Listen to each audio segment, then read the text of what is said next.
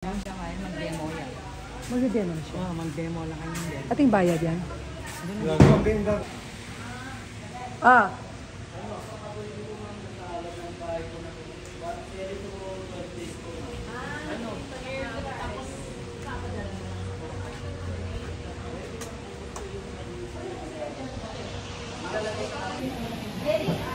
Kailangan pa sa inyo ng konti ko. Kami pa. Dalawa. Hello everyone! Eh, tapos ganito po. Daan-daan lang po kasi isip lang lang. Patrick ko lang. Steady lang. Huwag humipit na ma'am. Relax lang rin. Dito. Sa baba? Humipit na lang. Steady lang. Dalawang kami. Huwag mong gagalawin dito. Kasi mabilis yung sira. Diin ko? Kunti pa. Oops. Okay. Tapos? Tanggalin mo pa ma'am. Tanggalin natin yung sira. Kasi mangyari. Nagsugasa ko dito. Basa lang lang. Para Tapos? ayos. Pasok mo po yung nakatayo lang natin. Tapos yung isa nakaganon. Ganun mo lang para medyo umaas mo ng konti.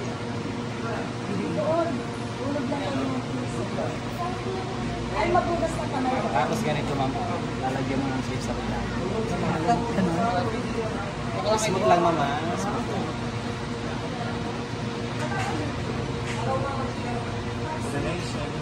Thank you sir. Salamat po.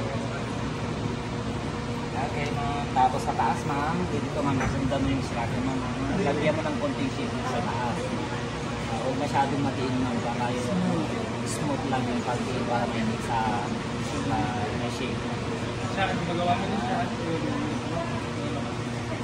Tapos bitawan mo po din ma'am. Tapos yakapin mo ng ganito mama para kuminis. Madulas lang. Para mag-shape.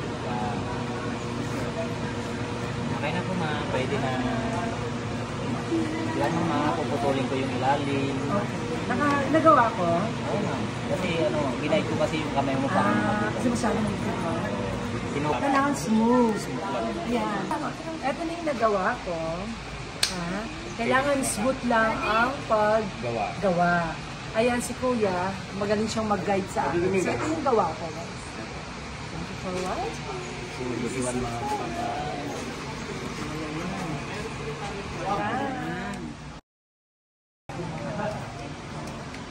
okay na? Okay. O, then nagsugas tayo ng kamay.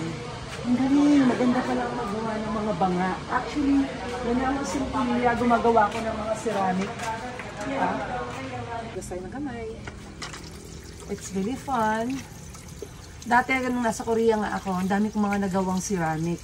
Ako yung mga nagdi-design, tapos iba-burn ko siya, parang iluluto ko. Akin yun lahat. Hindi siya talaga doon, no? Oo. Parang ano siya doon sa Korea. Yeah. Sobrang enjoy ko ang pagbisita dito sa vegan at naka-experience ako gumawa ng banga. It was really fun. Tapos yung nagmasa po yun, yung kalabaw day. Bali, 5 oras nila pong tinapaktapakan yung lupa. Doon naging Pilak. clay siya. Clay. Saan niyo po kinukuha yung clay? Binibili nila po sa palayan. Kahit anong lugar, basta yung lupa ng malaki. Dito nila po lang minimix po. Hinahalon po ng pinungguan. Yeah. Parang meron din sa'yo. Ang galing na. Kahit anong kulay ng lupa, basta malagkit sa'yo. Malagkit. Yun lang po ang mai-share ko. Thank you so much for watching this video. Don't forget to subscribe, like, and share. Bye!